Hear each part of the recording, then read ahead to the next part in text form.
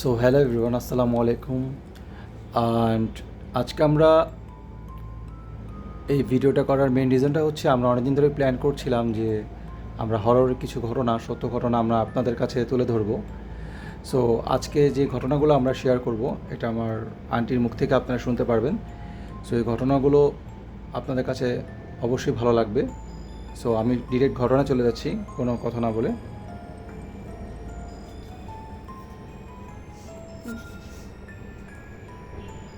একটি সত্যি ঘটনা বলি আমি।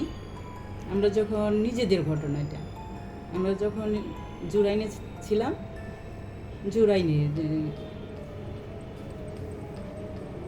তখন হঠাৎ যেমন 3টা ইউনিট, আমরা দোতলায় ছিলাম, 3টা ইউনিটে সবাই কমপ্লেন জানাতো যে আজকে আমাদের ফ্রিজে মাছ নাই, মাংস নাই, ফল নাই। আরেক ফ্ল্যাটে বলতো আজকে আমার খাঁচি বই ভরা ছিল ফল টল, আপেল কমলা, সেগুলো কিচ্ছু নাই, কে খায় এগুলো?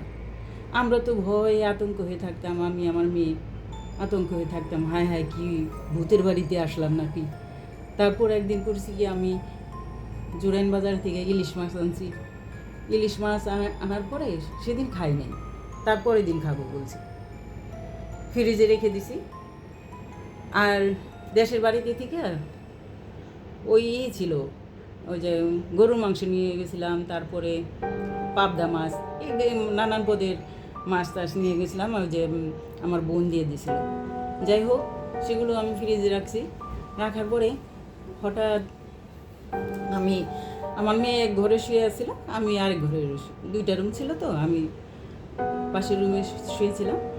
তারপরে হঠাৎ 2টার সময় কি গন্ধ লাগে, হঠাৎ করে গন্ধ কিসের, মেয়েও শব্দ পাইছে, আমিও শব্দ পাইছি। দেখি কি হঠাৎ করে, একে সত্যি ঘটনা, এটা বানাতো না, বানায় বানায় বলি না, এটা সত্যি ঘটনা, নিজের চোখে দেখা। তারপর দেখি ফ্রিজের সামনে একটা দানবের মতো দাঁড়ায় আছে, ছায়াটা দেখা যায়, যে একটা লাইট লাইট জ্বালানো থাকলে বোঝা যায় যে একটা মানুষ দাঁড়ায় রয়েছে। আমার ডিম লাইট জ্বালানো ছিল। আমার মেয়েও দেখে অনেক জোরে চিল্লানি যে কান্নাকাটি করছে। তারপরে আমি ওই যে ওর শব্দ পেয়ে আমিও গেছি। যাওয়ার পরে দেখি ফ্রিজের দিকে তাকাই দিই, গিয়ে এত দানবের মধ্যে দাঁড়ায় রয়েছে। দৌড়ে গেল কি বারান্দার দিকে গেল, বারান্দার দিকে যায় এপাশে ওপাশে দৌড়াদৌড়ি করে, তারপর হঠাৎ করে পাশের বিল্ডিংয়ে যায় অন্যদিকে গেছে, চলে গেল। তারপরে আমরা তো ভয়ই পাইলাম। সেই রাত্রে তো আমার ওদের ঘুম নাই, কোন বাড়িতে আসলাম। দেখি যে ফ্রিজ খোলায় দেখলাম ইলিশ মাছ নাই, ইলিশ মাছ নাই। তারপরে যে ছিটা পিটা যে গুঁড়া মাছগুলি খাইছে আশেপাশে পড়েছিল, সেগুলো আমরা তুললাম। সারা রাত ঘুম ছিল না। তখন কি করব, আশেপাশে ওই যে আমাদের কান্নাকাটির শব্দ পাই, 3 ফ্ল্যাটের লোক চলে আসলো। কী ব্যাপার, উনিও বললো আমাদের সেম, আমাদের বাসায় এরকম এগুলি ছিল না। ওই নেক্সটে পাশের বাসায় ছিল একই ঘটনা, বললো কি আমাদের বাসায় এরকম করছে। আমি বিশ্বাস করি না প্রথমে, তারপরে আমাদের সেম টু আমাদের ওর সাথে এরকম ঘটনা হয়েছে। তারপরে কি বললাম যে বিড়াল পাললে নাকি ভূত টুত আসে না। সেই থেকে আমার মেয়ে একটা বিড়ালের বাচ্চা আনলো, বিড়ালের বাচ্চা আই না, এই যে বিড়াল পালা শুরু করলো। তারপরে নেক্সট টাইম থেকে ওই বাসায় আমরা ছেড়ে দিলাম, ছেড়ে দিয়ে অন্য বাসায় চলে গেলাম। এই পর্যন্ত। নেক্সট ডে আরও ঘটনা আছে, অনেক ঘটনা আমাদের দেখার, আমার জানার মতো অনেক কিছু দেখছি। নেক্সট ডে আমাদের দেশের বাড়ি আমরা গেছি, দেশের বাড়িতে আমাদের নিজের বাড়িতে আমরা আমরা এটা মানে সেকেন্ড ঘটনা মানে শুরু করতে যাচ্ছি। হ্যাঁ প্লিজ। আমাদের নিজের বাড়ি বারৈখালী গ্রাম, মুন্সিগঞ্জ জেলা, শ্রীনগর থানা। যাই হোক, নিজের বাড়িতে যেমন আমাদের পাশের বাসার একটা ছেলে ঘুমাইছিল, রাত 2টার সময় উঠছে, যে পেশাব করতে উঠছে, পেশাব করে আর ঘরে যায় না। মায় তো জেগেছিল, বললো কি আমার ছেলে তো পেশাব করতে গেছে, আসে না কেন, কই গেল গেল কই গেছে, খোঁজাখুঁজি করলে সবাই গ্রামের মানুষ আতঙ্কে হলো যে বাচ্চাটা গেল কই, ছেলেটা গেল কই। বেশি 12-13 বছরের ছেলেটা, পায় না। তারপরে হঠাৎ করে সকালে উঠে সকালে উঠে দেখি তেঁতুল গাছের উপরে ওরে শোয়াই রাখছে। আমাদের বাসায় ওই যে বাঁশঝাড়ের সামনে একটা তেঁতুল গাছ আছে, অনেক ব্রিটিশ আমলের তেঁতুল গাছ। ওই তেঁতুল গাছের ঘটনাও আছে, ওইটা পরে বলি। যাই হোক, মানে ছেলেটারে ঘুমন্ত অবস্থায় 3 জনে উঠে ওই তেঁতুল গাছ থেকে নামাইছে। নামানোর পরে ও জেগে হুজুর আনছে, হুজুর আইনা ঝাড় ফুঁক দিয়ে তারপরে ওর পানি খাওয়াইছে, তারপরে ওর জ্ঞান ফিরছে। জ্ঞান ফিরার বলে কি আমি এখানে কে। যাই হোক, আর নেক্সট টাইমে আরেকটা আমাদের পুরান বাড়িতে অনেক বড় একটা তেঁতুল গাছ ছিল, আর পাশে একটা তাল গাছ ছিল। আগে ওই দিয়ে জমি চাষ করাইতো, বড় বড় দেও না কি বলতো, ওগুলি দিয়ে জমি চাষ করাইতো। ওই আমাদের দাদার আমলের ঘটনা এটা। ধান বুনতো, তারপরে এদের একটা খানা দিত, তারা খাবার দিত, যেমন 10টা 12টা শোল মাছ, গজার মাছ ওদের এই যে ভোগ হিসাবে দিত। মানে এই যুগের ছেলেমেয়েরা তো সেটা জানে না। ওরা করতো কি, ওই তেঁতুল গাছের এক পা দিত, আর ওই যে কি জানি বলে তাল গাছে এক পা দিয়ে দাঁড়ায় থাকতো। যেই ওই পায়ের নিচে যাইতো, এরা মাইরে ফেলাইতো। তারপরে এরা তো এই যুগের বৌজিরা জানতো না। আমার আম্মা পিঠা বানাইতো, ওই এত বড় হাত দিয়া ওই পিঠা যেগুলি বাজছে সব ওরা নিয়ে খেয়ে ফেলতো। আমার আম্মা তো ওই হাত দিকে ভয় পেয়ে ঘরের মধ্যে এসে বসে থাকতো। দাদিরা তো ভয় পাইতো না। ওই দাদিরা আবার যায় ঠিকই, ওই তোরা এইখানে হাত দেশকে, আমার বউ ভয় পাইছে, যা তোদের পরে খাবার দিব না। তখন ওই যে ওরা যায় না, তখন ওই যে পিঠাগুলি আশেপাশে ছিটাই দিত, ওই যে তোরা খা। তারপরে আমার দাদি পিঠা বানায় ঘরে নিয়ে আসতো। যাই হোক, এভাবে চলছে। তারপর ওই তেঁতুল গাছটা কাটছে, 7 জন কাটছে। এই কাটার পরে রক্ত বেরিয়েছে, 7 জন মারা গেছে। তারপরে ওই তেঁতুল গাছের থেকে রক্ত বেরিয়েছে।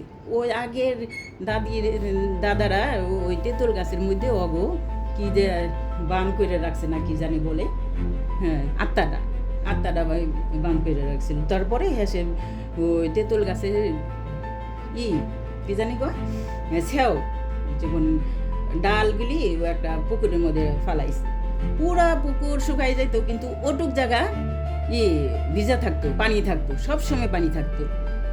তখন আমার আম্মা প্রেগনেন্ট ছিল, আমার একটা বোন ঝুনু করে নাম ছিল, পেটে ও যখন পেটে ছিল, তখন ওই যে ওই পুকুরে আমার আম্মা যে মাছ দিতে যেত। হঠাৎ করে করছে কি, এটা আমার আম্মার ঘটনা। হঠাৎ করে ওই পুকুরের পানিটা বাতাসে কক্সবাজারের মতো ঢেউয়ে আমার মার পেটের মধ্যে এসে লাগছে। তখন মায়ের হঠাৎ করে ওইখান থেকে আর আসতে পারে না। বাসায় এসে আমার একটা বোন হলো। বোন হওয়ার পরে ওই বোনের ঘাড় বাঁকা, পা বাঁকা। এই বোনটা 5 বছর পর্যন্ত হাঁটতে পারতো না, উঠতে পারতো না। ওই 5 বছর পর্যন্ত ওর কুলে রেখে যে খাওয়ানোর পরে তারপরে বাঁচলো না, তারপরে মারা গেছে।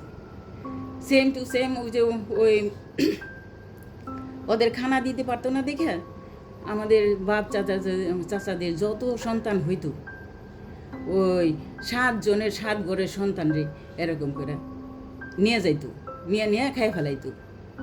তারপরে একজন অনেক হুজুর আনছে, আবার কবিরাজ আনছে, সবাই বলে কি এটা করতে হইব, এইটা অনেক কিছু এই বাড়িতে আছে, কিন্তু এই বাড়িতে অনেক কিছু আছে, এটা আমাদের দ্বারা সম্ভব না।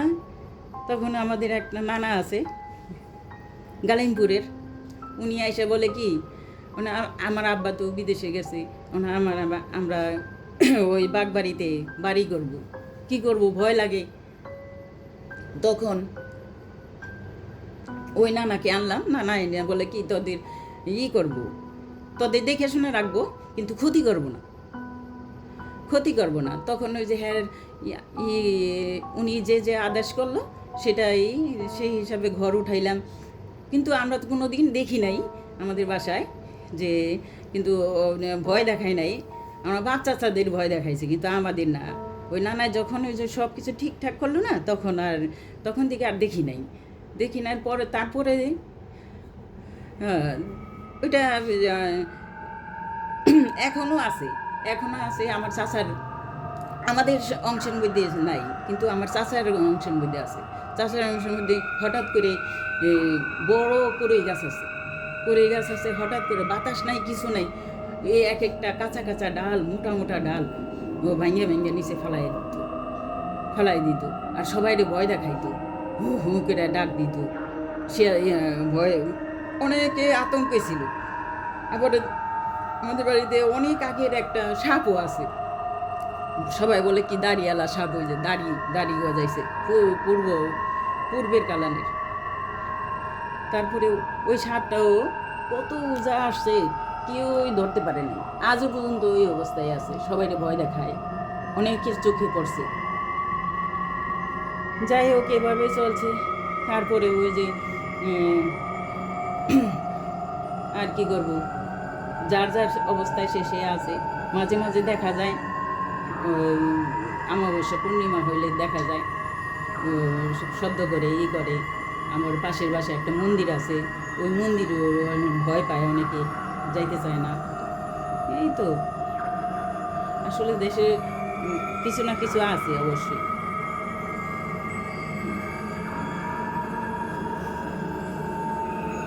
তো ঠিক আছে, আমরা আজকে এই পর্যন্তই আসলে ঘটনাগুলো শুনতে পারলাম।